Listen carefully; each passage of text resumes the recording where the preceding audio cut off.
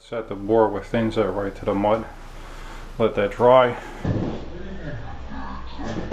There you go, pretty much all the board up. Ground here all sealed up. I still will hit all these areas with 2 coats of Hydroban liquid, especially around the bench. So I'm going to pre-cut this bench. I'm going to use, so I can screed some deck mud. What I'm going to do is I'm going to set my print over here. It's about 3/8 higher from here to here. Put some thin set down, put some mud, screed that out, put my board down, make sure it's level and pitched. Then wet set the board with thin set right to the mud. Let that dry. Okay folks, so today I'm going to show you how I went about actually doing this bench. Now this is something that you don't want to have to do, but it works, you know, it's just an extra step. I didn't frame this shower. If I did, I'll just make sure that the wood is pitched, or let's say they did no framing at all, just use it with 2-inch foam board, build out of that. This is what I had, so I'm going to show you how I went about doing that.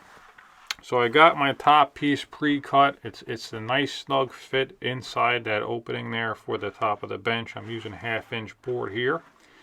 And what I'm doing is I'm making sure the plywood is nice and clean. And so, you know, it's sound plywood, everything is structurally sound, so that's good.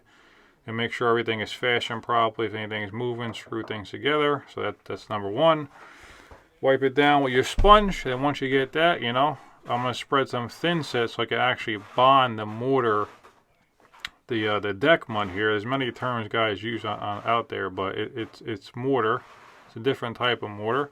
I'm using thin set mortar here to bond the deck mud to the top of the plywood here. So as always, key it in with the flat sided trowel, and then I notch it out. I believe I was using a 1/8 trowel here, maybe a 3/16 Dietrich trowel. It was pretty small and you don't need much of a bond coat, but you definitely want to have some ridges. You don't want to just skim it with the flat side of the trowel then set it. You want some kind of ridges there, so you have some good thickness of adhesive for everything to bond together. So I'm going to spread my thin set, and then I'm going to dump my mud on here.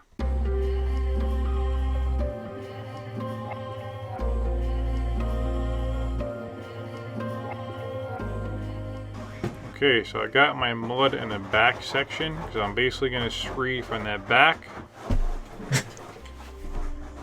to the front, and I'm going to aim for a 3/8 pitch. So what I did is I actually made a mark on the left corner. You can't see him because I'm kind of blocking it, but I made a mark there to give me a rough height. So when you put your mud down, you just want to make sure it's a little bit higher than that. And once you get it where you want it, you want to level that from the left to the right, and you want that a flat screed there, so that way you don't get no humps or dips or anything like that. So this is, you know, a skilled part of this.